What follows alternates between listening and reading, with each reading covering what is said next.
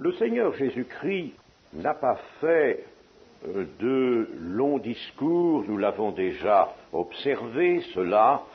Il s'est exprimé en des paroles d'une très grande concision.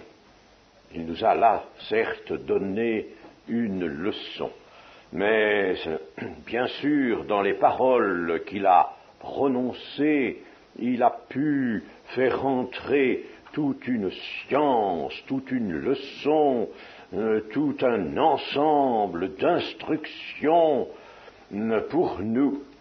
Et il nous faut, bien sûr, méditer attentivement et dans la prière les paroles du Seigneur, toute la Bible bien sûr, mais particulièrement les paroles du Seigneur. Nous allons ce soir lire une parole dans l'évangile de Matthieu, une parole prononcée par le Seigneur et qui concerne la vie chrétienne.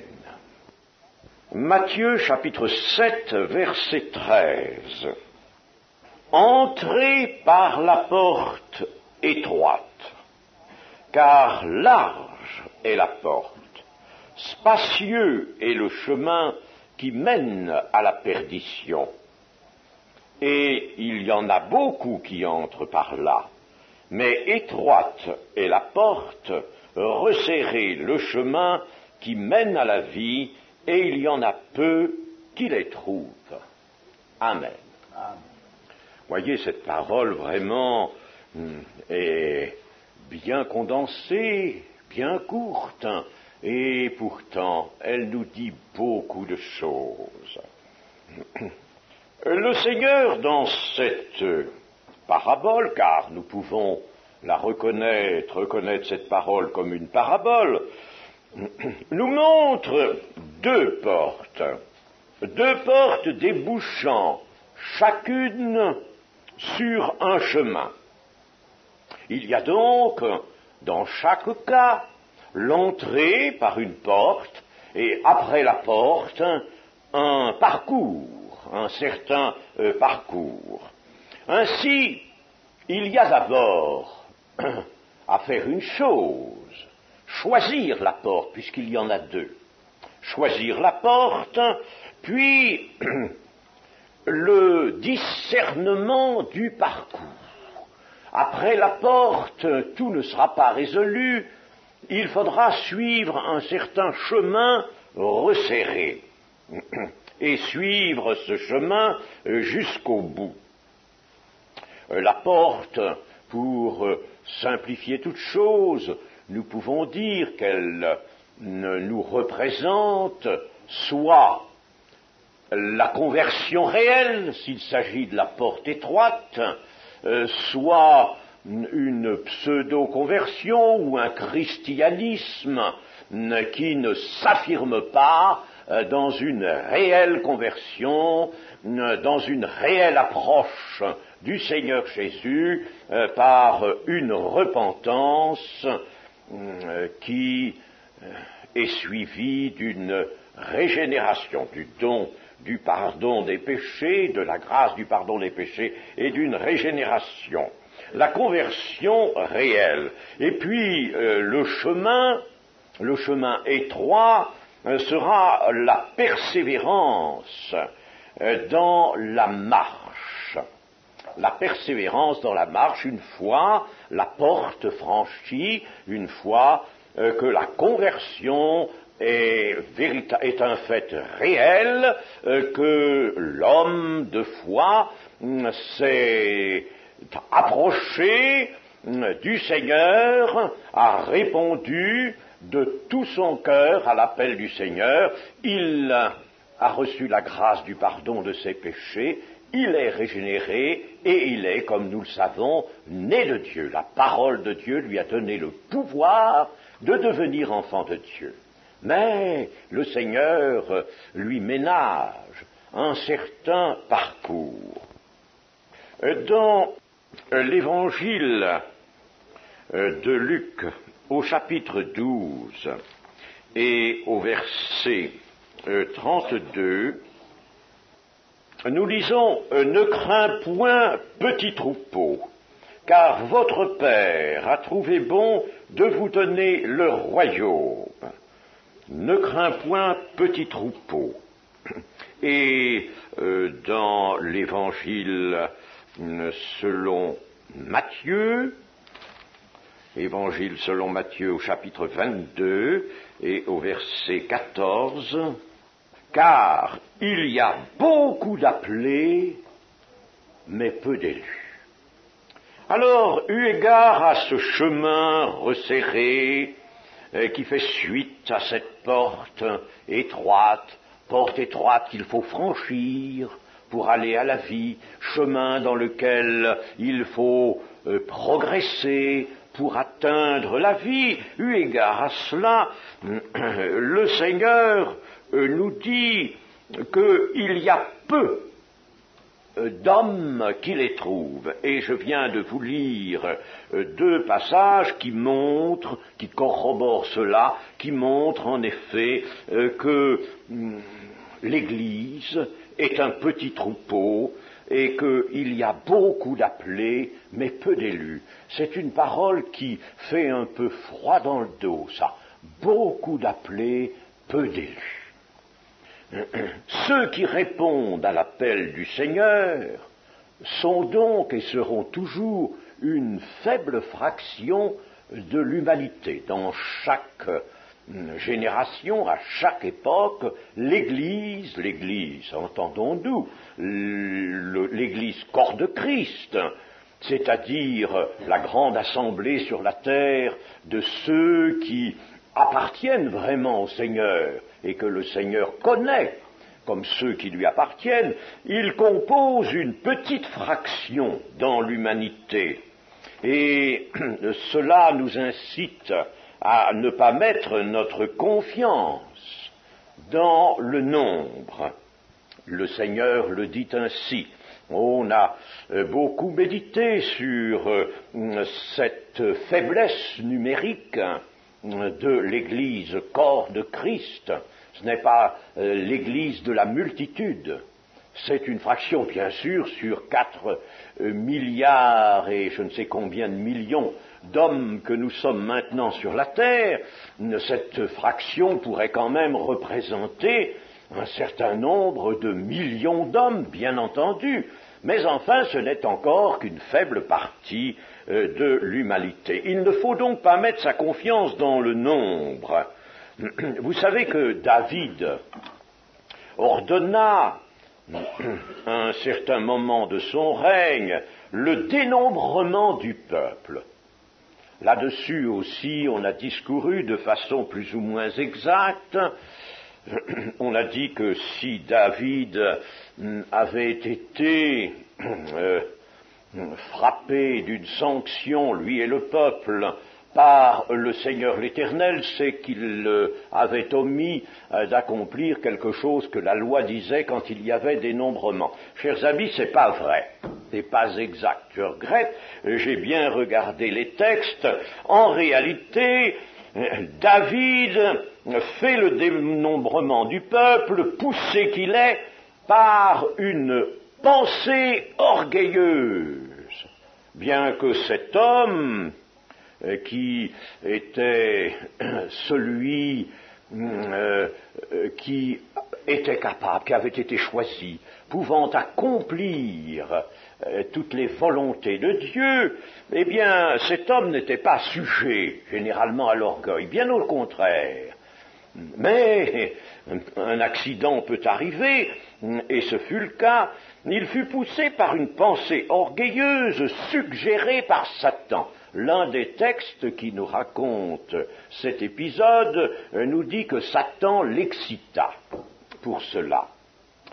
Donc, une pensée orgueilleuse qui était suggérée par l'ennemi, il voulait recenser l'armée et évaluer les forces armées sur lesquelles il pouvait compter, perdant de vue que sa force et son appui ne pouvaient être qu'en Dieu. Et voilà pourquoi il irrite le Seigneur ce faisant. La force de l'Église n'est pas dans le nombre, qu'elle n'aura jamais sur la terre dans le cours d'une génération. Où le nombre apparaîtra, ce sera bien sûr lorsque tous les rachetés seront réunis. Alors là, oui, il y aura une foule qui sera nombreuse comme le sable du bord de la mer. On ne pourra pas la compter. Une grande foule de tout peuple, de toute langue, de toute nation, parce que toutes les générations auront donné, évidemment, leur contingent d'élus. Et tous ces élus se trouveront rassemblés. Mais dans chaque période, une estimation a d'ailleurs été faite par certains commentateurs, se sont efforcés d'estimer ce que pouvait être l'Église fidèle. Oh, c'est très difficile à faire dans certaines périodes sur la terre, et elle n'a toujours été qu'une fraction variable, mais une fraction faible de l'humanité. Ne mettons donc pas notre confiance dans le nombre, mais pensons à ceci, c'est que le Seigneur nous dit il y en a peu qui entrent par la porte étroite et qui parviennent à suivre ce chemin resserré. Il y en a peu. Le Seigneur, en somme, voyez, ne veut pas nous encourager avec des perspectives qui ne seraient pas absolument justes, ne reflèterait pas l'entière vérité. L'entière vérité doit être dite, et le Seigneur nous l'a dit, bien sûr. Il y en a peu qui passent par là. Alors c'est quelque chose, cela, chers amis, n'est-ce pas, que de considérer cela, parce que nous nous disons, mais nous voulons être de ceux-là. Est-ce donc si difficile d'entrer par cette porte étroite et de progresser dans le chemin resserré? Par contre, beaucoup d'hommes entrent par la porte large et par le chemin spacieux, mais ceux-là vont à la perdition et il n'y a rien à changer à cela. Rien n'a changé à cela. Bien sûr, dans cette parole, il y a une certaine indication prophétique. Le Seigneur nous montre que ce sera comme ça. Il y en aura beaucoup qui passeront par la porte large et le chemin spacieux, et peu de l'autre côté. Étroite donc est la porte et resserré le chemin qui mène à la vie. Beaucoup vont manquer la porte déjà, vont manquer la porte ou ne trouvent pas le chemin. Il faut les trouver l'un et l'autre. On peut ne pas le voir, le chemin. On peut le manquer, même après avoir franchi la porte. En effet, la vie chrétienne authentique peut être quelque chose de manqué. C'est infiniment regrettable, mais plaçons-nous devant les risques, les réalités. Il est possible qu'une vie chrétienne soit manquée pour bien des raisons, même si l'on a franchi la porte étroite, c'est-à-dire si l'on est venu réellement au Seigneur par le moyen de la foi, se repentant, se sentant libéré de ses péchés, connaissant même le premier amour, mais après, il y a une marche, vous le savez, il faut renoncer à soi-même, il faut porter chaque jour, dit le Seigneur, sa croix. Cela ne doit pas nous effrayer, mais ce sont là des paroles qui nous sont adressées, elles correspondent à une certaine marche, une certaine position et une certaine marche chrétienne. Il est possible, par conséquent, que l'on manque le chemin, même après avoir franchi la porte, ou bien alors on peut l'avoir trouvé, s'y être engagé, et puis le perdre ce chemin resserré. Il est peut-être, a priori, assez difficile à trouver, et il faut y employer une foi ardente et vigilante. Lorsque la foi a permis à quelqu'un de devenir un enfant de Dieu, de naître de nouveau vraiment, eh bien, il n'a pas fini avec sa foi, il vient de commencer seulement. Et sa foi devra être la foi du chrétien. Cette foi s'emploiera à d'autres objets qu'à celui de trouver la porte, de franchir la porte, d'être régénéré, pardonné et régénéré. Il s'agira d'autre chose. Il s'agira de maintenir ce que le Seigneur nous a donné, de rester un enfant de Dieu, et ce sera cela que signifie la marche dans ce chemin resserré. Les membres de l'Église sont appelés à vivre surnaturellement. C'est une chose qu'il faut bien que nous sachions.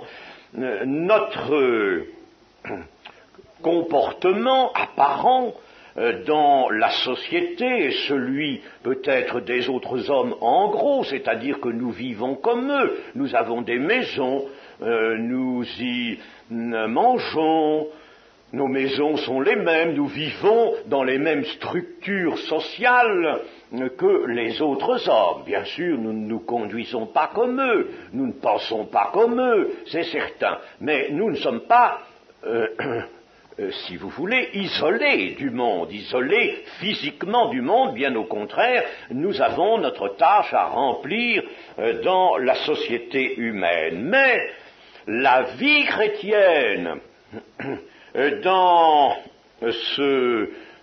cette apparence première, qui est celle d'un homme, d'une femme, vivant dans la société moderne, dans la société actuelle, et cependant la vie chrétienne est une chose absolument surnaturelle. La vie chrétienne, c'est l'intrusion du surnaturel dans le naturel de l'existence. L'existence garde son naturel, et cela, n'est-ce pas, c'est l'évidence, vous le voyez bien, mais le surnaturel vient là, et c'est tout à fait ce que le Seigneur, notre Dieu, a voulu, c'est ce qu'il veut. Il veut que nous n'ayons rien de particulier sur nos personnes, ou sur la manière dont nous vivons au milieu des autres hommes. Je veux dire, la manière dont nous assurons nos besoins, n'est-ce pas? Rien de particulier. Nous participons au travail dans la société. À chaque jour suffit sa peine. Cela, le Seigneur le veut. Et c'est alors que dans des hommes ou des femmes qui, a priori, lorsqu'on les regarde, ne diffèrent pas des autres, c'est là alors que le Seigneur va faire apparaître le surnaturel. Le surnaturel qui apparaîtra alors comment? Eh bien, qui apparaîtra comme la vie de Christ. La vie surnaturelle, c'est une vie surnaturelle. La vie véritable est la vie de Dieu. C'est la vie de Dieu. Et les chrétiens reçoivent la vie nouvelle qui est la vie de Dieu. Le Seigneur Jésus a dit « Comme je vis par le Père ». comme je vis par le Père, vous aussi, mes disciples, vous vivrez par moi. Si bien que la vie du Père, il n'y a pas plusieurs vies vraies, vous savez, plusieurs vies éternelles, il n'y en a qu'une, au point même que la vie éternelle est accompagnée de ce qui est nommé l'immortalité, c'est-à-dire du grand privilège de Dieu. Alors, la vie vient du Père, parvient au Fils, qui est Dieu, mais qui est homme aussi, qui a allié une humanité tirée de l'ensemble, tirée de cette grande masse humaine de l'humanité. Il a allié cette humanité à sa divinité. Et cette humanité, il l'a fait passer par la mort, par la résurrection, et la voici maintenant qui réapparaît en homme nouveau, l'homme nouveau. Et alors, la vie qui vient du Père, cette vie qui vient du Père parvient au Fils. Dans le Fils qui est Dieu et qui est homme, s'élabore une vie, la vie de Dieu, mais s'élabore une vie qui nous parvient, qu'il nous communique par le Saint-Esprit. Il nous communique la vie. Il peut seul nous la communiquer, je dirais presque de plein pied, d'homme à homme, d'homme évidemment, d'homme, l'homme nouveau, n'est-ce pas, mais d'homme. Il est homme, et cette vie qui recueille en lui tout le fruit de la rédemption, recueille aussi une force, un affermissement, recueille des particularités qui font que tout cela peut être communiqué de l'homme qu'est Jésus-Christ, du Fils de l'homme, si vous voulez, il s'appelait ainsi à dessein, du Fils de l'homme se communiquer aux hommes qui sont entrés dans la maison de Dieu et qui sont les rachetés du Seigneur. Se communiquer à eux. La vie se communique. Il donne la vie. Le Seigneur Jésus l'a bien dit dans l'évangile de Jean, n'est-ce pas? Comme le Père a la vie, n'est-ce pas? Eh bien, le Fils, lui-même, a aussi la vie. Il a la vie en lui-même et il la donne à qui il veut. Il la communique dans ce qui se nomme la communion. Et vous voyez qu'il est important de vivre avec Jésus-Christ unis à lui par un lien vivant. Les membres de l'Église sont donc appelés à vivre surnaturellement ici-bas. Vivre avec quelqu'un. Comme Paul nous le dit pour lui-même, ce n'est plus moi qui vis, c'est Christ qui vit en moi. Vivre avec quelqu'un. Quelqu'un qui est là, qui ne va pas détruire, qui ne va pas éteindre, supprimer la personnalité du racheté. Non, quelqu'un qui va être là, mais qui, s'il en a toute la liberté dans son racheté, va manifester la vie nouvelle, la vie de Christ. Ce n'est plus moi qui vis, c'est Christ qui vit en moi. L'apôtre Paul était libre, il était libre. Oh, cela, vous savez, jamais le Christ ne restreint la liberté de l'un ou l'autre de ses rachetés. Il était libre, mais l'apôtre Paul, dans une foi décidée, une foi solide, une foi ardente, usait de sa volonté pour accomplir la volonté de celui qui vivait en lui. Et c'est alors que Christ pouvait manifester sa vie à lui, la vie du Christ, la vie parfaite, la vie sainte. Il la manifestait. C'est ce que j'appelle le surnaturel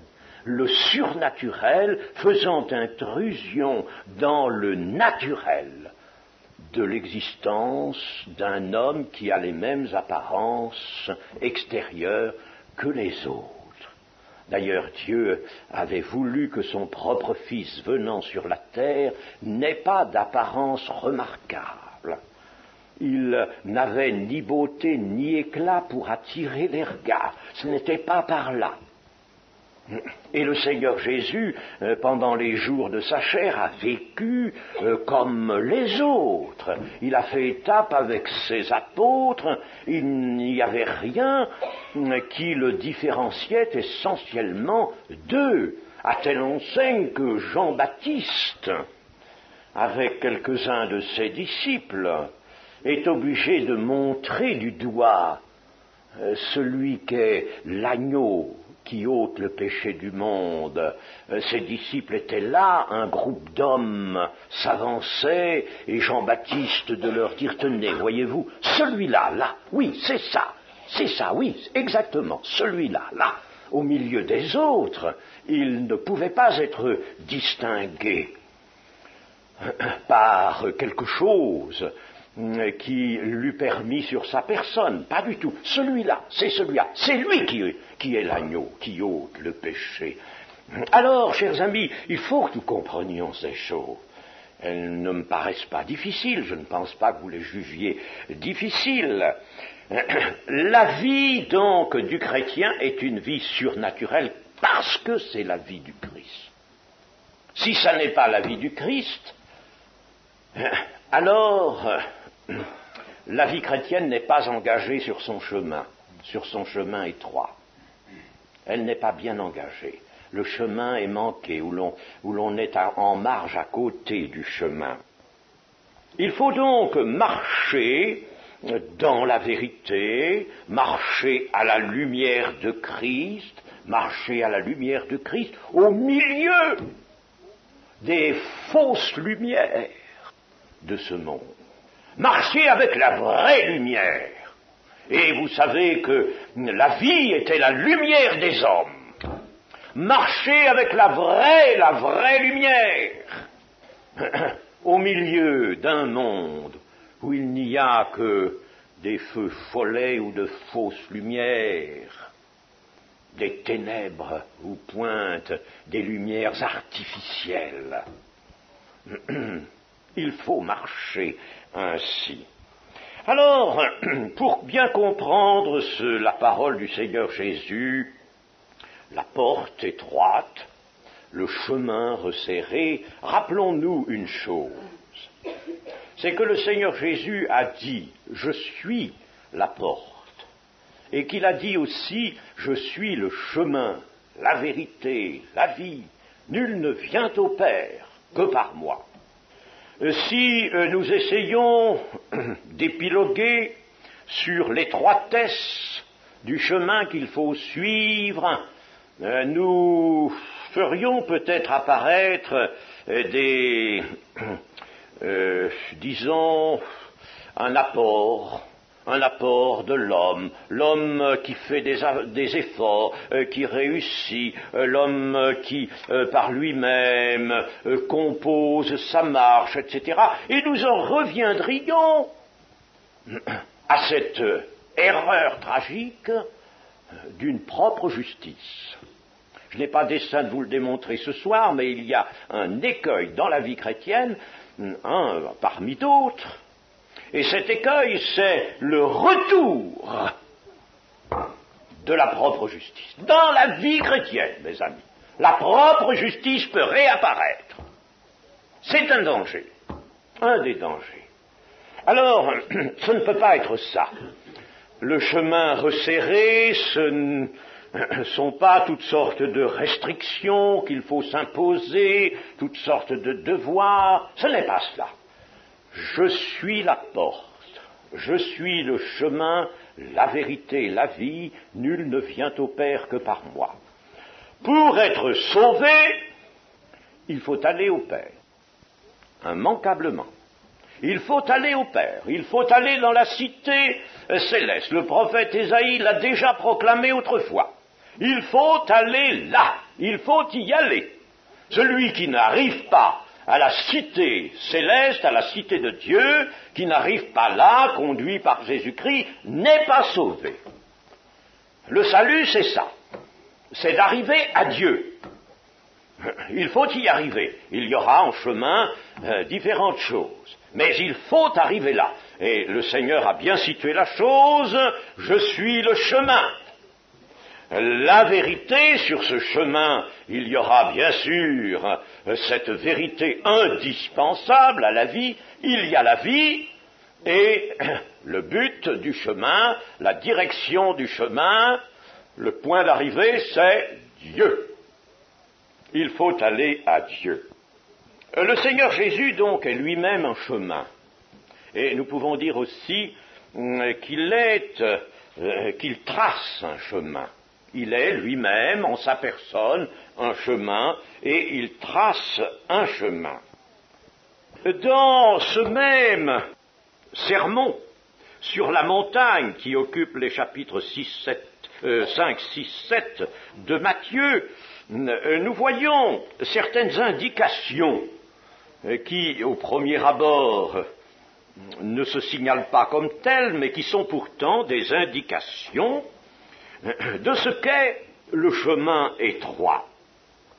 Dans les chapitres 6 et 7, je ne vais pas détailler en ce moment, je les ai notés ici. Voici par exemple quelques-unes des indications qui se trouvent dans ce sermon, dans ce même sermon. Donc ce que nous avons lu là au chapitre 7 de Matthieu et qui a place dans le sermon s'accorde avec le reste du discours du Seigneur Jésus, bien entendu. Eh bien, voici certaines des indications. Il faut que l'enfant de Dieu ait une justice en lui. La justice, d'où dépend la vie. Une justice intérieure, et que cette justice intérieure ne soit pas ostentatoire, qu'elle soit cachée. Ça, c'est la partie cachée dans son cœur, cachée en lui. Il y a là une puissance, il a été justifié, et la justice le revêt, la justice est en lui une puissance, comme elle était une puissance dans le Seigneur Jésus. Puissance intérieure, non ostentatoire. Elle ne se montre pas, elle ne clame rien au dehors. Et puis, le Seigneur montre que son racheté devra toujours pardonner, qu'il devra aussi amasser des trésors dans le ciel. Et il devra avoir un œil toujours en bon état, pour que tout son corps soit éclairé, ça c'est une petite parabole aussi, c'est-à-dire avoir un cœur en bon état pour que en lui il y ait la vérité. La vérité est en lui, il faut qu'elle soit en lui. Dieu veut que la vérité soit au fond des cœurs, d'abord, sans quoi il n'y a pas de marche dans la vérité. Le Seigneur indique qu'il faut servir Dieu, lui seul, et bien entendu aucune idole, et puis ne pas s'inquiéter. Dans le parcours que nous effectuons dans cette existence, ne pas s'inquiéter, se confier pleinement au Seigneur, ne pas juger, être toujours celui qui demande à Dieu, sans crainte, demandez à Dieu, demandez, frappez, et l'on vous ouvrira, demandez. Il faut utiliser largement cette invitation de demander à Dieu, il faut vivre par conséquent d'exaucement, il faut tout faire aussi pour le bien des autres. Je donne là les principaux caractères de cet enseignement que nous donne le sermon sur la montagne. Et tout cela, on peut dire que c'est vraiment un chemin humainement impraticable. Il n'y a même pas besoin d'ajouter toutes ces choses les unes aux autres pour s'apercevoir que tout cela c'est impraticable.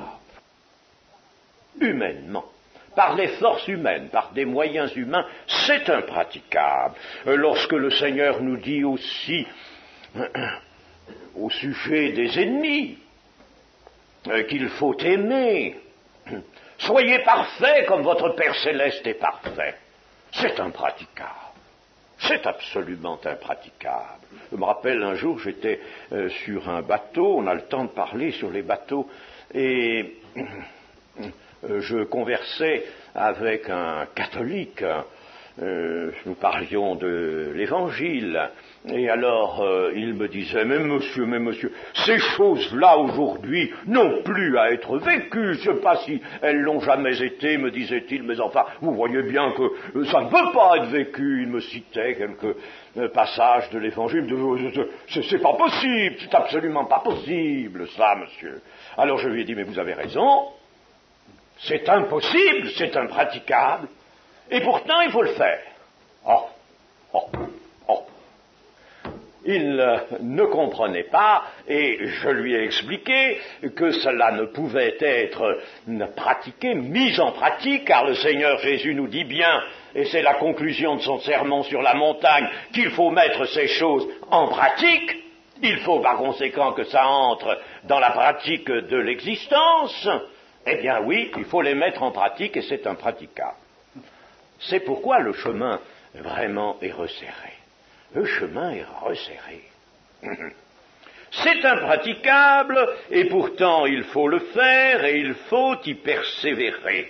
On risque de tomber à chaque pas, c'est en somme tout à fait comparable à la marche sur les eaux. Vous avez vu Pierre s'engager sur les eaux, n'est-ce pas, parce qu'il avait vu son maître marcher avec une aisance extraordinaire sur les eaux. « Ah, Seigneur, ordonne que j'aille aussi vers toi. » Eh bien, viens.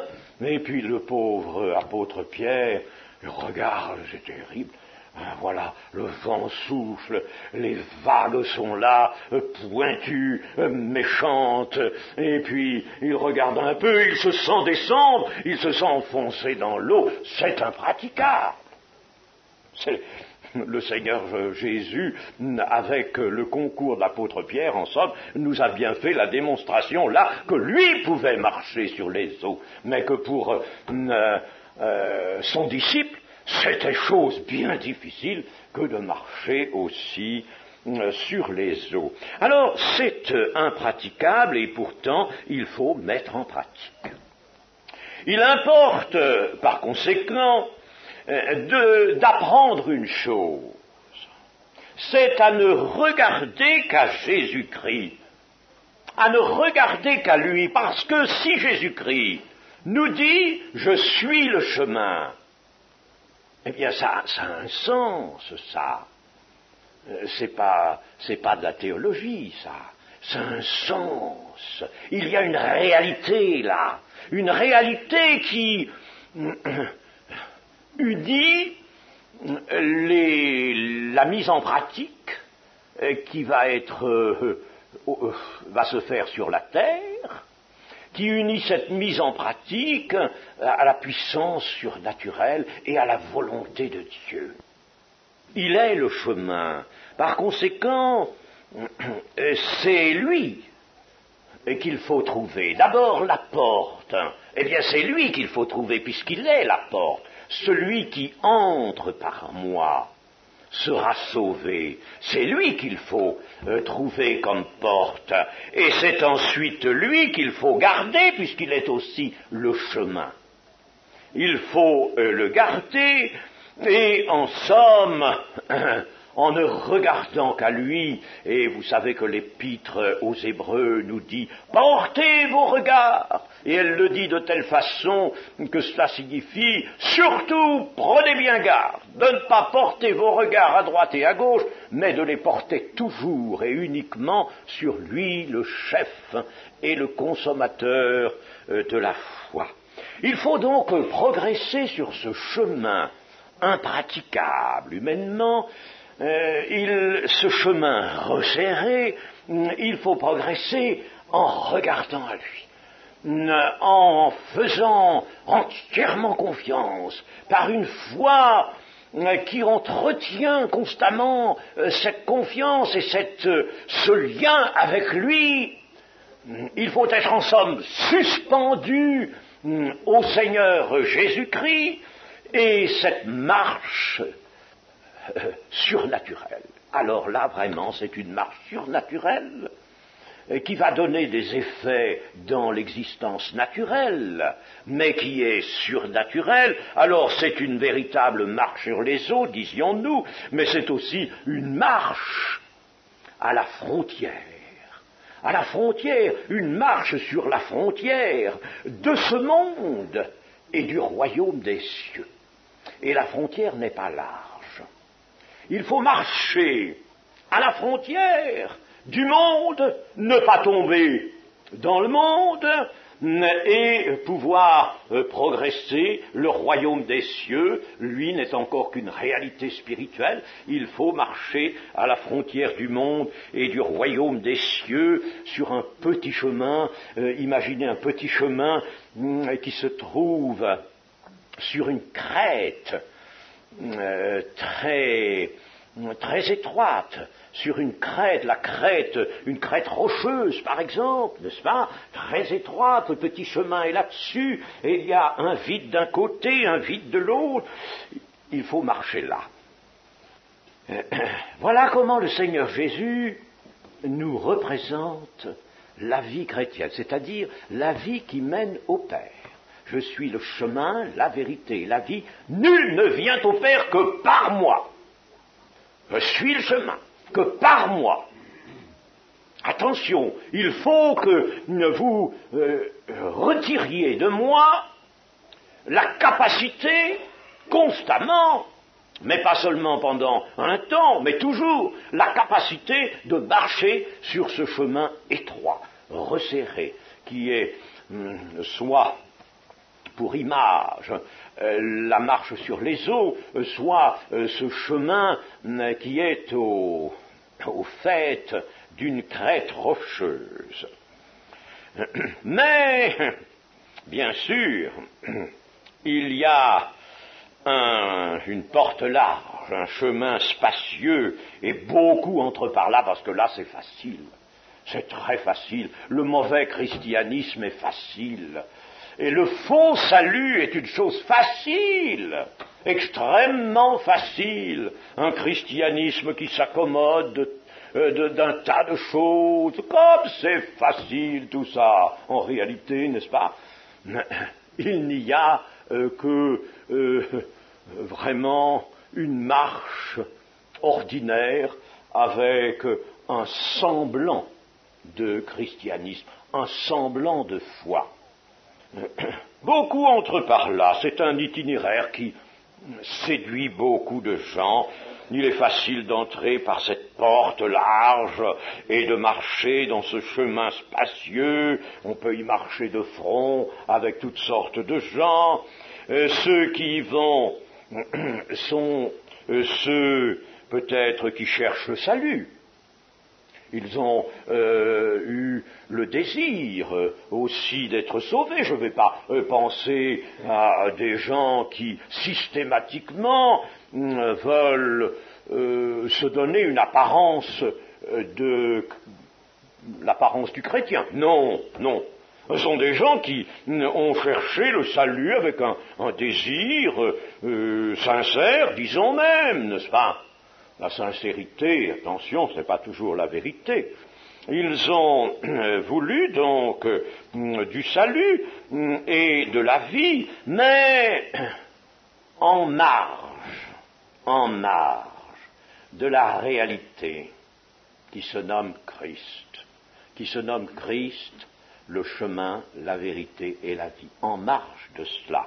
Ils ont voulu d'un salut réalisé en marge. Ils ont pris motif de Jésus-Christ. Et ils marchent en réalité à leur gré, selon leur pensée. Ils se donnent un extérieur. Oui, ils ont un certain extérieur. Il y a même, ce n'est pas moi seul qui l'ai pensé cela, il y a même un mimétisme chrétien. Un mimétisme. C'est-à-dire, n'est-ce pas, on prend, on adopte, ça se fait d'une manière un peu intuitive, le comportement des chrétiens, des véritables chrétiens. On chante comme eux, on fait un peu comme eux. Enfin, on a un peu apparemment le même extérieur qu'eux, un mimétisme chrétien, mais il n'y a pas au fond du cœur, dans l'être intérieur, Christ n'y est pas. Et c'est pourquoi Paul dit, si du moins Christ demeure en vous, parce que si quelqu'un n'a pas Christ, il ne lui appartient pas.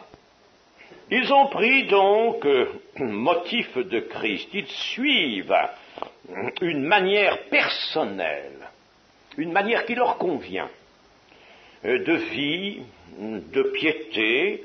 Ils satisfont leur conception, et Jésus sert de référence.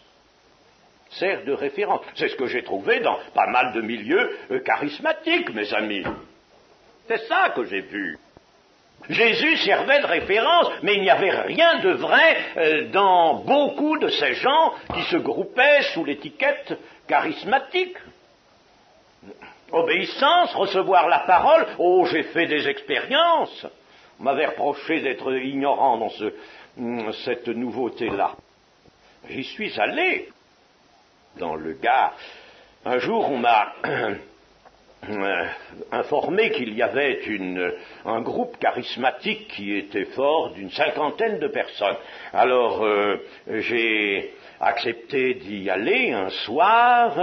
On était bien accueillis par les gens qui s'occupaient de ce groupe, et puis je me suis trouvé vers 9 heures du soir au milieu de ces gens. On a gratté des cordes de guitare, on a chanté toutes sortes de choses, bon, puis il y a eu un moment de prière, c'était assez surprenant, bon, et puis il a fallu que je fasse un message. Et j'avais choisi un thème central. Et je parlais simplement. Je m'étais donné pour consigne de parler vraiment simplement. J'ignorais, n'est-ce pas, ce que savaient ces gens. J'ai parlé donc, mais bien sûr, de la foi en Jésus-Christ, allant jusqu'à l'union avec Jésus-Christ, une union réelle avec Jésus-Christ. Eh bien, chers amis, c'est tombé à plat. À plat. Personne n'a reçu mon message. Je sentais cela en le donnant, n'est-ce pas? Personne n'a reçu, c'est tombé. C'est tombé. Et alors après, j'ai dit à quelqu'un, là, je dis, mais ces gens-là, c'est pas ça qu'il faut leur dire. Alors il faut commencer par le commencement, et il faut les amener à la conversion. Et ils ne sont pas passés par la conversion. Ah ben oui, mais ils aiment faire à leur guise, à leur aise, m'a-t-on dit. Ils aiment bien se réunir, ils aiment bien chanter. Jésus, oui, ça vient, Jésus, n'est-ce pas? On le chante, on parle de lui. Mais faire une expérience telle qu'elle doit être faite, non, ça ne leur convenait pas. Des gens qui sont engagés sur le chemin spacieux. Voilà, chers amis, un danger terrible. Et le Seigneur nous l'a présenté, vous voyez ce danger, lorsqu'il était sur cette terre. Jésus sert de référence, sa parole aussi sert de référence, mais il n'y a aucune communion, aucune soumission des cœurs.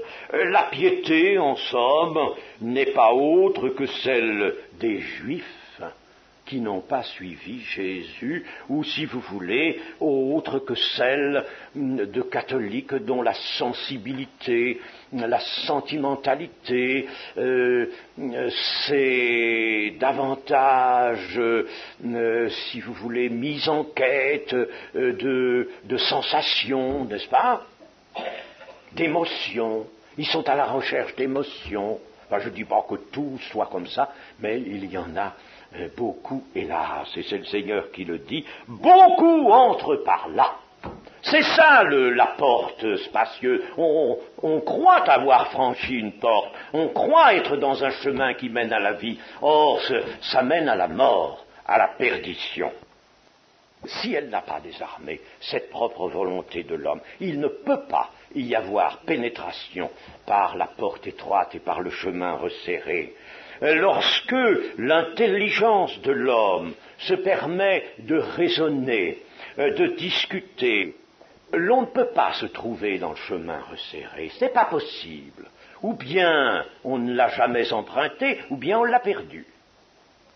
On a perdu le chemin. Si l'orgueil renaît, si l'on pense à se détourner à droite et à gauche, à sa fantaisie, si l'on veut aussi être avec une compagnie nombreuse, distrayante, avec laquelle on va goûter les émotions de certaines rencontres, avec le chant, tout cela, n'est-ce pas? Eh bien, si l'on veut tout cela, on ne sera sûrement pas sur le chemin resserré.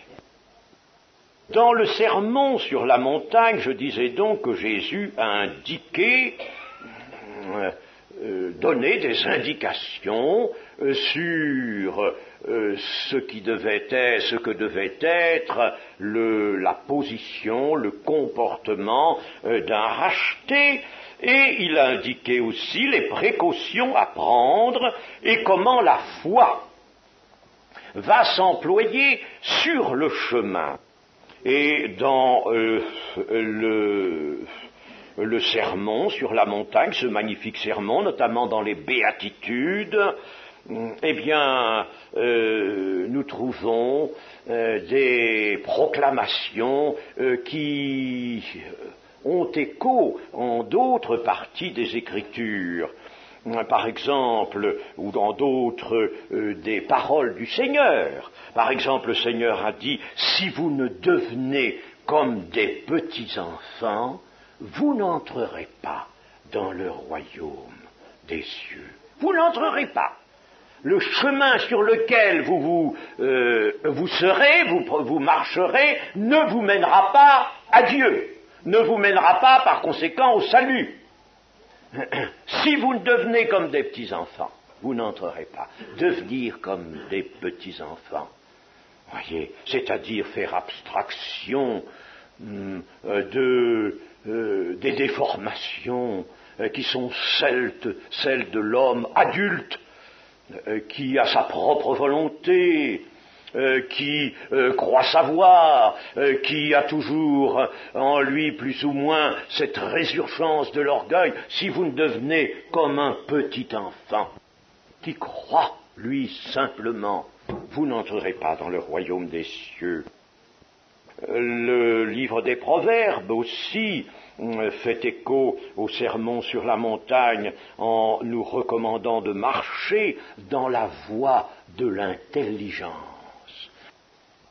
L'Écriture, et cela c'est encore la parole du Seigneur Jésus, nous enjoint de renoncer à nous-mêmes, je le disais tout à l'heure, de nous charger de notre croix chaque jour, la nôtre, celle que Dieu nous donne, notre croix, pas celle que nous choisissons, celle que Dieu nous donne. Et puis, l'apôtre Paul, dans la 2e aux Corinthiens, dit « Il n'y a aucun accord entre Christ et Bélial. » Et il ajoute « Sortez du milieu d'eux et séparez-vous, ne touchez pas à ce qui est impur, et je vous accueillerai. » Je crois que nous pourrions relire le texte exact de ce passage. 2 Corinthiens, chapitre 6, à partir du verset 14. « Ne vous mettez pas avec les infidèles sous un joug étranger. » Littéralement, c'est sous un joug inégal. C'est-à-dire un joug, n'est-ce pas, imaginez deux bœufs qui marchent de front et qui sont unis par un joug, imaginez qu'ils marchent comme ça, l'un des bœufs un peu en retrait, le joug serait de travers. Vous voyez que ça ne pourrait pas faire avancer le char ou la charrue, n'est-ce pas? Et c'est ce que Paul dit, pas un joug inégal, mais il faut marcher de front, le joug étant dans sa position normale. Ne vous mettez pas avec les infidèles sous un joug inégal. Si vous marchez avec des infidèles, nécessairement, le joug sera de travers. Et à cela, on verra bien que ce n'est pas un attelage, ça. Ce n'est pas un attelage qui puisse être conservé. Voilà ce que dit l'apôtre Paul, car quel rapport y a-t-il entre la justice et l'iniquité? Ou qu'y a-t-il de commun entre la lumière et les ténèbres? Quel accord y a-t-il entre Christ et Bélial? Ou quelle part a le fidèle avec l'infidèle? Quel rapport y a-t-il entre le temple de Dieu et les idoles? Car nous sommes le temple du Dieu vivant. Comme Dieu l'a dit, j'habiterai et je marcherai au milieu d'eux, je serai leur Dieu et ils seront mon peuple. Mes amis, j'habiterai au milieu d'eux. Je serai leur Dieu, ils seront mon peuple. C'est pourquoi sortez du milieu d'eux et séparez-vous du milieu des infidèles. Sortez du milieu d'eux et séparez-vous, dit le Seigneur. Ne touchez pas à ce qui est impur. Je le citais cela hier soir déjà. Ne touchez pas à ce qui est impur, et je vous accueillerai. Je serai pour vous un père, et vous serez pour moi des fils et des filles, dit le Seigneur Tout-Puissant. Eh bien, mes amis, il y a cela, n'est-ce pas, déjà, à suivre. Ça, c'est une parole qui est impérative. Pour la suivre, alors là, il faut simplement de la foi. Et si nous attachons foi à des paroles comme celle-là, paroles de séparation, le chemin étroit nous sépare. Il mène à Dieu. Là, il est impossible qu'il y ait des bêtes féroces. Le diable n'y est pas. C'est Ésaïe dans son chapitre 35 qui dit cela. La voie, n'est-ce pas, qui mène à la cité céleste, alors les rachetés y progressent, même s'il y a parmi eux encore des gens qui sont insensés, s'ils sont dans ce chemin, ils ne s'égareront pas. Mais là, il n'y a nulle bête féroce. Rien. Dans ce chemin, mais il est étroit. Alors, vous voyez, n'est-ce pas, ce qu'il convient de faire, attacher foi à ces paroles du Seigneur, à ces précautions que le Seigneur nous a indiquées.